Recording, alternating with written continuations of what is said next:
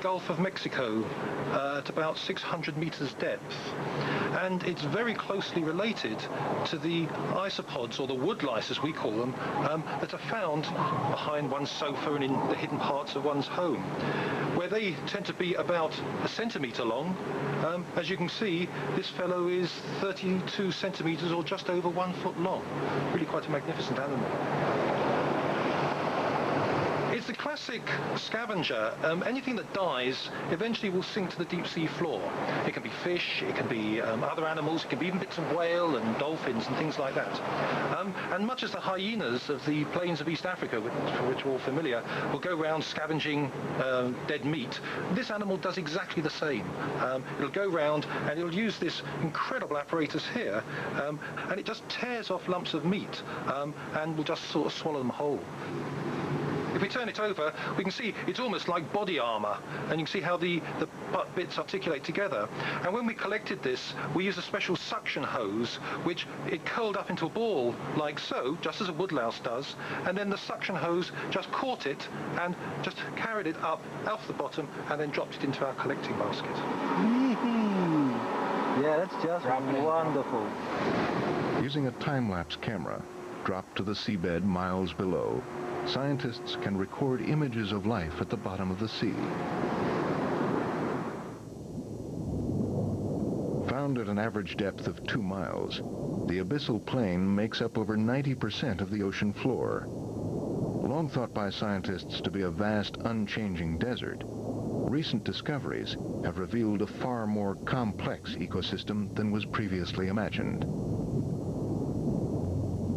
The seabed has long been covered by a thick layer of sediment, home to billions of creatures that dwell deep within it, hidden from view.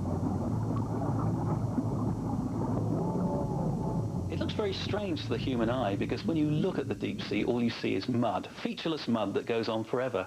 Now, of course, if you wander into a rainforest, you can see life all around you. Everywhere you look, there's a different species of tree, and you see birds, monkeys, insects. And the reason is that the rainforest is at the same scale as a human being.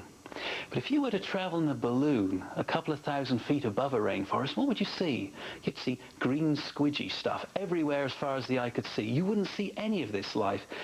Now, when we travel in submersibles above the mud in the deep sea, what we're looking at is the surface of their environment. We have to get down into that mud, down into that environment the animals live in, and then it's like descending into a rainforest. Suddenly the life springs out at you. This is one of the German cores that's taken off the Polarstern, which is a German research vessel, and this one's come from the South Atlantic. And this is part of the study we're carrying out from the Antarctic right through to the Arctic, and we're trying to map the background biodiversity. We've got to get the animals out of this muddy sediment. Not sure how many we'll find in here, maybe a couple of thousand, I would think. Biologists have always used sieves. Ever since the 19th century, you've got the problem of separating the animals from the mud and sand. So what we basically do is we get the animals up into the water column, and then we pour the water through this sieve like this. Now the problem is when we first started working in the deep sea, we naturally used what we were familiar with, the sieves from shallow water. And the plain fact is the mesh was too wide. Gradually, we've made the sieves smaller and smaller and smaller. And every time we make the sieve smaller, we find more life. And it always fascinates me to think that the finding of deep sea biodiversity to some extent depended on just using a smaller mesh. The dominant creatures to be found in this cold, murky, highly pressurized environment are the nematodes, microscopic worms, which are the most successful and abundant life form on the planet. There are literally millions of different species of nematodes living among the sediment of the abyssal plain. Some feed on bacteria, some on the sediment itself, and some survive as predators, using relatively huge jaws and teeth. There is plenty of life to be found above the sediment, however, from strange creatures like this giant sea crab to the soft and slimy sea cucumbers which crawl across the vast abyssal plains. These belong to the dominant group of animals that inhabit the really deep sea floor. They're called holothurians, or sea cucumbers, because they look like sea cucumbers, basically. They're relatives of the starfishes and the sea urchins that you're familiar with in shallow water, and they come in a variety of forms, basically variations on a theme. This is a sort of typical one. As you can see, it looks a bit like a cucumber, though I wouldn't eat it, but some Japanese people do. And like all the other holothurians or sea cucumbers, this thing wanders across the seabed, hoovering up the sediment and taking out the goodness that's in amongst the particles to give it fuel to live. Here, this is another one called Cycropotes longicorda, which simply means the long-tailed Cycropotes. And as you can see, it's in two bits. And this is the body part of this beast, with a sort of sole here with little feet and its mouth at that end. It sits like that on the bottom with this tail, which is inflated in life and sticking up into the water column, and again crawls slowly across the bottom, hoovering up the sediment. And finally, dear old Oneirophanta. Now this is also a sea cucumber, a slightly different group, and as you can see, this has got long tentacles and protuberances all over the place. It also sits on the bottom and walks across on long tube feet, and they seem to move across a bit like bison do across the Great Plains of America in what are called herds. There are millions and millions of these animals on the seafloor. This one, for example, is widely distributed all over the deep Atlantic.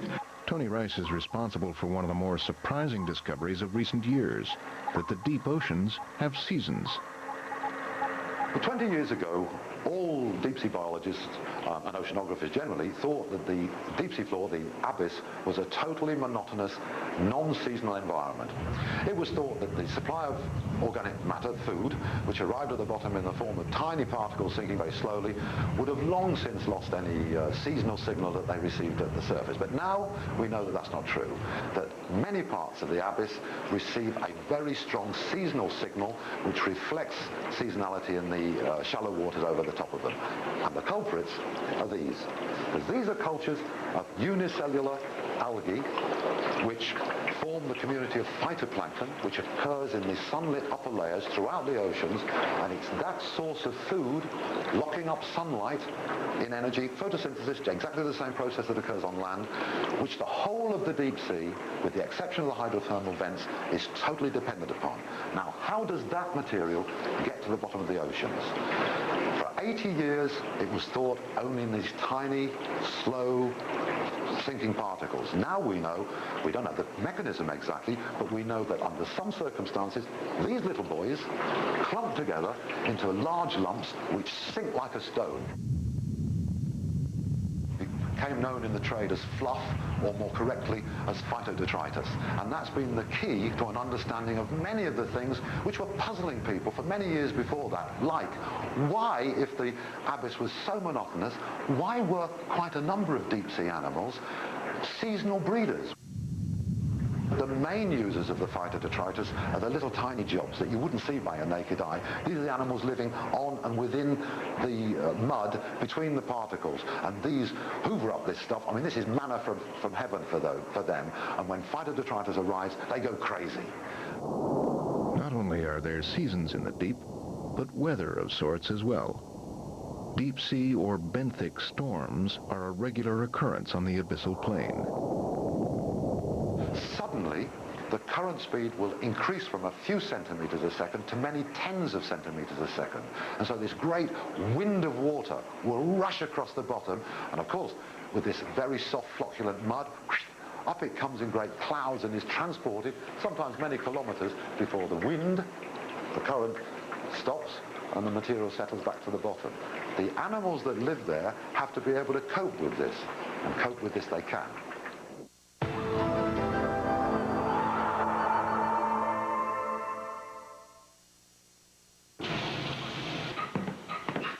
Where is he? Outside.